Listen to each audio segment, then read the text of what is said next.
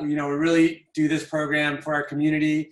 We're a community hospital, and we really think it's important that we engage our community. We want all of you to have, your health is the most important to us. So thank you for Tracy for putting this together. And so for those of you who don't know me, my name is Arif Saleem. I'm the medical director at Castle Orthopedics. My subspecialty is actually shoulder and elbow surgery. But today I'm going to speak mostly in generalities about some of the different topics. But certainly if you have specific chat things you want to ask me about, I'm more than happy to talk about any subjects that come to mind. So feel free to chat Tracy, and she will kind of get all those questions together and we'll answer them at the end. So, all right, without further ado, let's get started. So, let's see here. Okay, so obviously, we're in this time where it's totally unprecedented, and we're all having to stay at home, and obviously it has some effect on our health. And we're currently in phase 4, and hopefully we'll continue to stay in phase 4. But that's something that has affected all of us, because many of you are deciding to stay at home more, and that can affect your health. In addition to that, we have things that are out in the community are oftentimes closed, or currently, they're restricted on how many people can show up. So many of you, I'm sure, are staying away, if you're elderly, from gyms, public areas. So that also can affect your health, because you may not be able to get out there and participate in some things that you may normally do. And I'm sure many of you take frequent trips to the grocery store and get really those healthy vegetables. But even some of my patients, I ask them, so what are you doing? How are you, getting food and those things? And a lot of times they'll say, we're unfortunately doing a little bit more fast food than we would like. And of course, that is going to affect your health also. So, and last but definitely not least, this is actually very important. Obviously not an orthopedic issue, but it's very important. We have to incorporate our knowledge about the way this is going to affect your stress, your isolation, those different feelings which can affect overall health. So let's talk about exercise. How can exercise help you to overcome these challenges that many of you may be going through right now? One of the big things that all of you should know about is that health, of course, it builds muscle mass. And why is that so important? Well, we all know when you're younger, you have plenty of muscle strength as you're growing up in adolescence, and then in adult life, we sort of peak our muscle strength. But what obviously happens over time is you start to lose muscle mass. And the key is for all of us, no matter your medical status or your age, is to stay in this green zone, because what that does is it decreases your overall level of disability. So what I mean by that is if you lose a significant amount of muscle mass, it has been shown that you have a much higher level of disability or more complications with medical problems. So maintaining and then minimizing loss of bone muscle mass is very important. The next big thing that exercise can do for all of us is maintain your bone structure. And specifically, I'm talking about avoiding osteoporosis. So one of the most important things that we can do is to stress our bones, because that will help them to maintain the bone quality. And we know that women, for sure, unfortunately, once they hit menopause, will definitely decrease in how much their bone density is. But what they can do, and men as well, is they can walk and they can do exercises. And I put up this concept here. It's called Wolff's Law, and orthopedic surgeons use it a lot when we treat fractures and different types of bone problems. And it's simple. All it is if you stress the bone will create more bone density to resist that stress. So if you walk, if you do different types of weight-bearing exercises, your bones will respond and they will lay down more bone. So exercise is going to improve your balance. And for orthopedics, that's one of the most important things. That's one of the biggest risks for the elderly for sustaining fractures is when they start to lose balance, okay? So that's something that exercise will definitely help you with.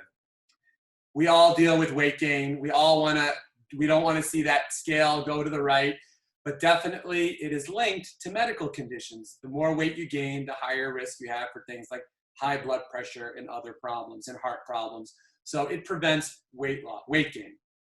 And for sure, exercise will help prevent many other medical complications like strokes, diabetes, hypertension, and even cancer can be prevented by good regular exercise. Alzheimer's disease and even depression, like we touched on earlier. All right, so let's talk specifically about right now. Why is exercise so important right now when we're all cooped up at home? Well, number one thing is exercise actually increases your immune system. It helps you to fight off bacteria, helps you fight off viruses.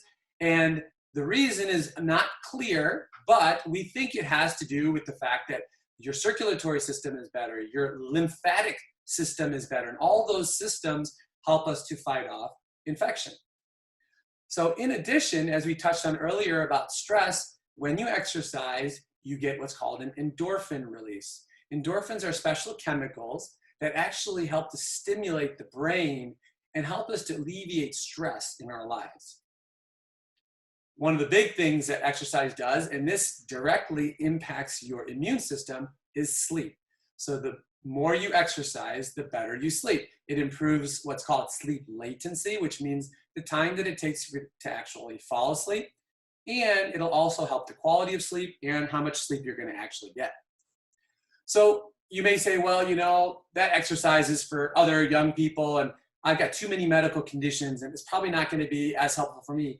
But in fact, exercise will help people who have medical problems even more. And I just put up here some of the things that for a diabetic that'll help. It'll help their muscle strength, help their bone density, help their nerves, because oftentimes diabetics are affected and their nerves don't work as well. It'll help their lungs, it'll help their pancreas, their kidneys, lower their blood sugar, and even lower their blood pressure. So all these things can help right now, help prevent you from getting sick. All right, so how do you exercise and how do you exercise safely under these circumstances? Well, one of the things you can do is to get outside, right? We're lucky right now, the weather's still good. We have the ability to get outside and get some exercise. Make it fun, right? It doesn't have to be pickleball, but I have a few patients who told me about pickleball and they said it's so much fun. It's not as hard on my joints. It's not as big of a court. I can play with my friends. So if you're able to find something different or plan something with friends and make it fun. So what's recommended? What should you do? Well, you should do, but the American Heart Association recommends 150 minutes of exercise a week, of moderate exercise, or vigorous exercise, 75 minutes. And you could certainly break those up into 30 minutes over 5 days or 25 minutes over 3 days. And in addition to that, it's recommended to do some form of resistance exercises 2 times a week. So what does it mean to say it's moderate or vigorous? It's pretty simple. Just think about it this way. If you can't sing that, or excuse me, if you can't, talk much during your exercise, you're probably doing vigorous exercise. You can only say a few words, it's probably vigorous. If you can carry on a conversation like walking and things like that, it's probably considered moderate exercise. Track your progress, okay? So if you work on tracking your progress, it'll help you to stay on track. And of course, you may want to use technology because many different ways we can track. You can use good old-fashioned pen and paper, but use the technology that's there and it'll help you to stay on your schedule. So just a few more tips, put it on your schedule. If you have a phone, put it on your schedule. It'll help you to remember, okay, today is my day to work out, and you want to make sure you're hitting your milestones so that you don't fall behind. Plan your exercise when you have energy. Don't put it off for a different time, because when you don't have the energy, you'll be much less likely to go out and do your normal routine. Unfortunately, many of us are sitting right now, but you want to minimize your sitting as much as you can, because obviously we're burning less calories. It's not as good for your posture and all other different types of medical conditions for your back. It can cause problems. So try to get out and walk as much as you can. And nowadays, social networking can really help you when you're not actually meeting your friends to talk to them about how you're doing. Go ahead and communicate with them on different platforms. It'll motivate you and it'll motivate your friends. All right, so you hear about lots of different types of exercise. So I wanted to just cover a little bit about what are these different exercises and what do they really mean to you. The first one is cardio. You always hear about cardio aerobics or cardio exercise. And what that really is cardio refers to the heart. And when you work on increasing your heart rate and doing low to high intensity exercise and working on your large muscle groups, that requires your body to pump more blood and oxygen to your muscles. And that will make your heart work harder. So that's considered cardio, and that'll improve your heart strength and improve your heart health. So then we also talked a little bit about resistance or strength training. So this is where you're actually resisting against some sort of, whether it's a weight or some sort of resistance band that we'll talk about. This causes your muscles to actually break down. But then what happens is your muscles get stronger when they rebuild. And that releases growth hormone and testosterone and muscle proteins, all of which really help you to build your muscle strength. It's really important to keep in mind your flexibility. And again, all of these things, it doesn't really matter your age. It should be at all ages because flexibility helps to prevent ligament injuries, tendon injuries, decrease risk of injuries around the different joints, and definitely will help with arthritis pain. And last but not least, we talked about this a little earlier, is balance. And balance is really when you're trying to contract different muscles that work against each other. So like your quadriceps and your hamstrings, if you're working on them together in a coordinated fashion, that's considered co-contraction, and that helps with your balance. Also, you want to work on your core strengthening, which we're going to touch on in a little bit. All right, so you don't need to go run out and buy a bunch of equipment or do a lot of different purchases to do these types of home exercises. You could certainly go and do yoga classes. I'll be the first to admit I'm not a yoga expert, but it is a very good exercise because it promotes all the different types of exercise that I already went over. It'll cause your heart rate to go up. It'll improve your flexibility. It works on strengthening. So there's different classes. Many of them are available online, and you could do this simply with the mat in your room. You want to invest in some sort of resistance band or resistance type activities. And that would be either a weight or maybe some resistance bands or maybe some ankle weights you could use, all of which will help you to build muscle strength. I'm actually a big fan of resistance bands. They come in different strengths. They tend to be less risk for injury and definitely would be worth an investment. There are many exercises, and all the ones you see here on the right side, they're all exercises that actually don't really require anything besides you and the ground. So some of these are easy, some of them may be more challenging, but either way, for even the most advanced physical fitness person, you can get plenty of exercise by just working on these types of body weight exercises. In addition, you may say, look, I'm not really into all those exercise type things that you're describing. There's many things you could do even now with COVID, whether it's a sport or activity. You could play tennis or pickleball like I talked about. You could go golfing. You could garden. You could go biking. Just chores around the house. If you do them in a regular way, you will burn calories. But one thing that I want to stress most of all is walking. And I'm going to go over that a little bit more on this slide. So this article that you see up here is a very timely article. It just came out in March of 2020. And really, the title says Association of Daily Step Counts and Step Intensity with Mortality Among U.S. Adults. So what does that mean? It means that they did a study where they had almost 4,900 participants wear an accelerometer, which is basically a step counter, whether on their wrist. And that accelerometer measured how many steps they took every day. And what was the intensity? How quickly did they take those steps? Or how long was their cadence when they were walking? And they just measured those people over time. They had the patients, or the people were almost 57 years old overall, and there were 54% women. And over time, they tracked these people, and 1,165 people died over 10.1 years.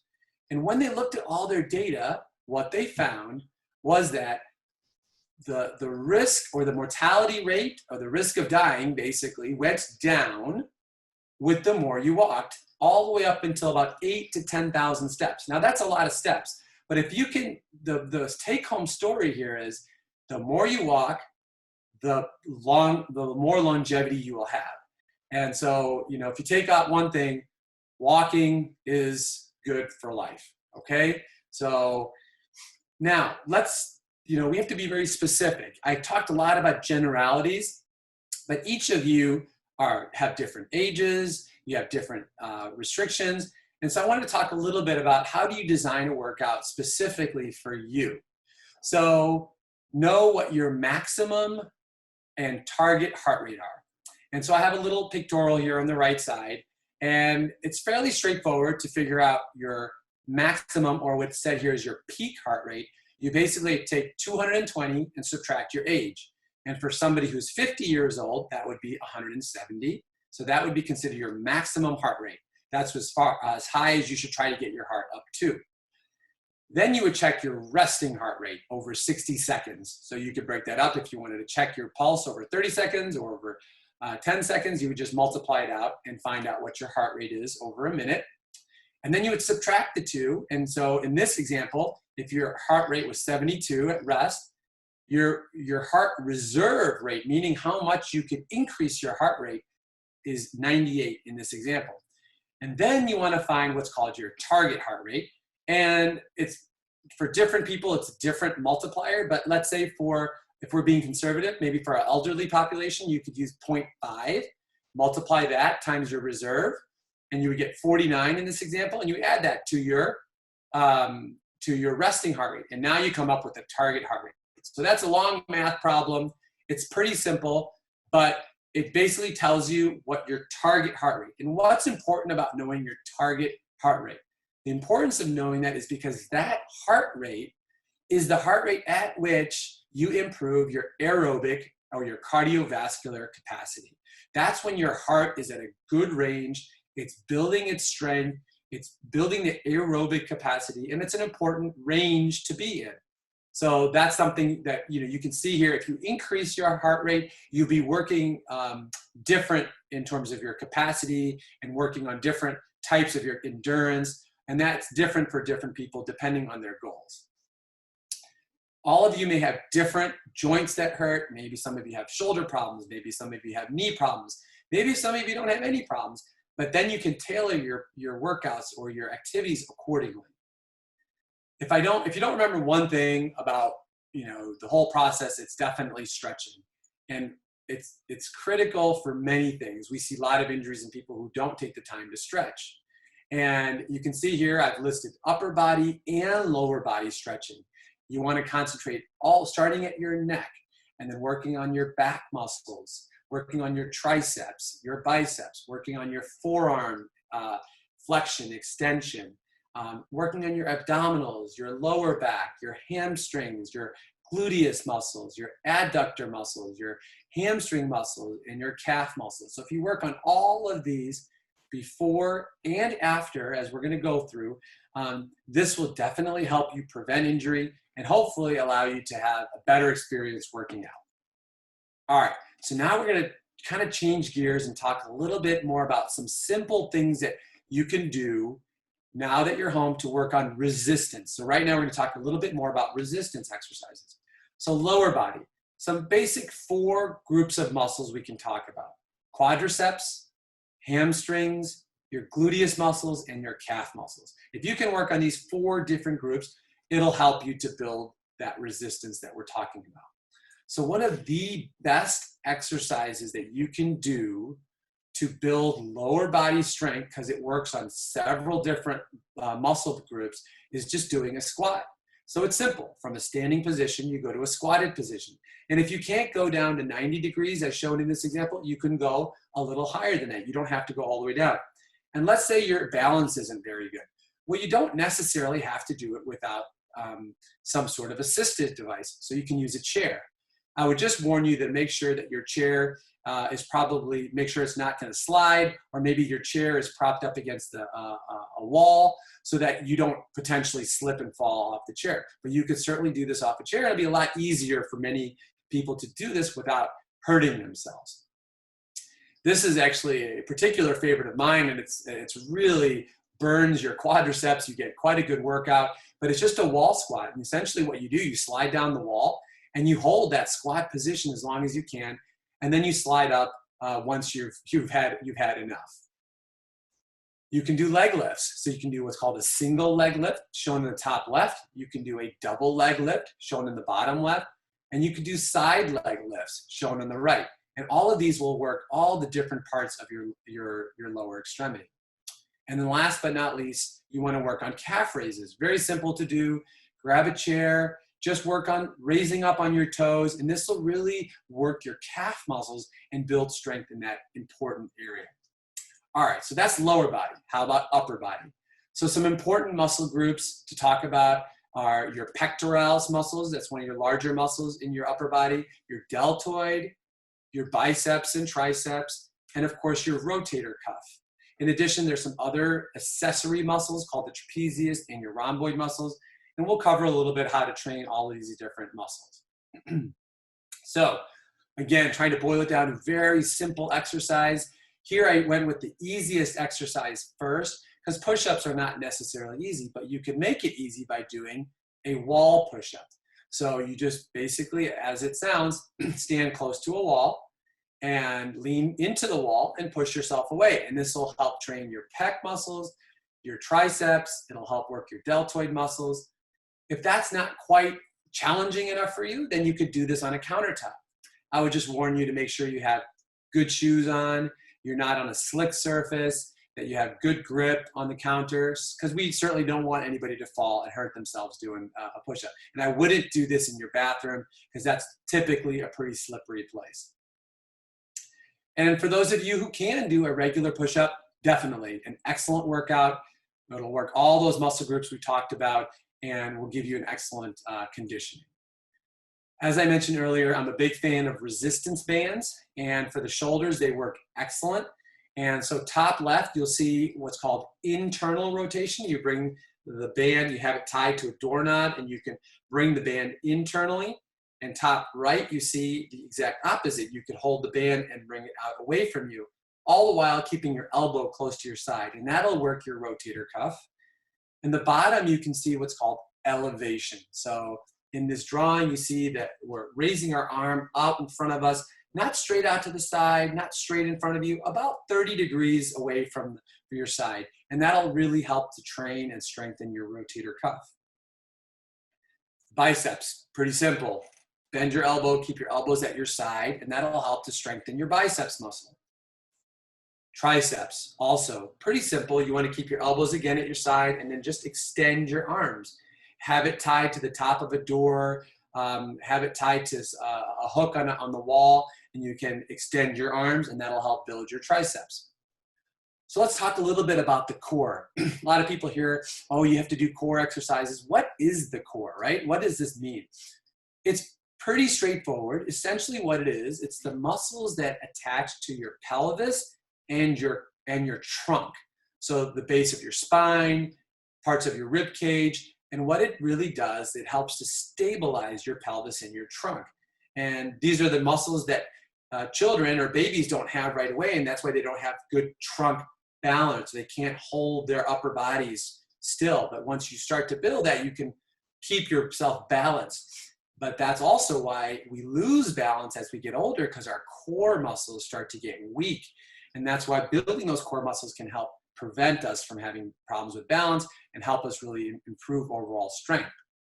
How do you improve your core? Well, you can do back extension exercises.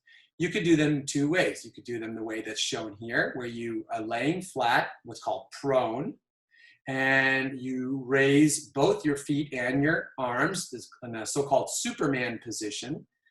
Or if that's too challenging, you can do just raising your hands up in front of you. And that'll help to build those lower back muscles and your parts of your core.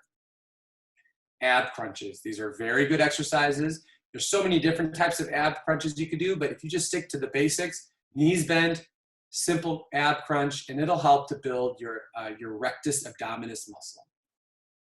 And then a plank. A plank is an excellent exercise. You essentially try to keep your body in a very flat position and support yourself on your toes and your forearms. And this, again, will be very good for building that core. All right, so we went over a lot of different exercises, but what we don't want is for people to go out and hurt themselves. So how do you prevent injury? So one of the best ways to prevent injury, and I've already talked a little bit about this, but I'm stressing it again because it's definitely worth repeating, and that is stretching. I encourage at least 5 minutes of stretching, no matter what the exercise, no matter what you're doing. Even if it's a simple walk, stretch out your muscles so that you don't hurt yourself. Warm up. Don't go immediately into an exercise, into full speed or biking at full speed. And likewise, cool down. Do the exact opposite. When you're done with your exercise, slowly bring your body down so that your body has a time to cool down. And finally, it's also important to do a post stretch so that, again, those muscles, those tendons that we're working all that time have the ability to relax and stretch and prevent injury. Avoid the concept of maxing out or pushing through the pain. I'm not a fan of that. I often see injury when people are trying to max out. So I would discourage anyone in any age group from necessarily maxing out on a regular basis. And definitely use proper form in all of your activities. Definitely when you're working out, you may want to get help from a trainer if you have access to that at some point. And of course, listen to your body. If something doesn't feel right, back off, try something else. All right, how do you know if you're injured, right? Maybe it just doesn't feel right. You don't know what to do. Some basic things that you should know. If you have bruising, that's not normal. You shouldn't have bruising from a regular routine exercise without complication. Swelling. You may have a little bit of achiness, but you shouldn't have a severe swollen joint as you see here. So swelling can mean many things. It could mean an injury, a tear. It could mean an injury to a cartilage in the joint. So that's something that you should be aware of. Loss of function. You can't raise your arm. You can't straighten out your leg. You have less motion than you had before. These are signs that maybe something is not going right. You tried some basics. You tried rest, ice, you took some over-the-counter anti-inflammatories, and you don't necessarily see any relief.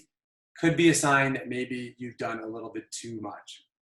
If you're unsure, for sure, call your doctor and get it checked out.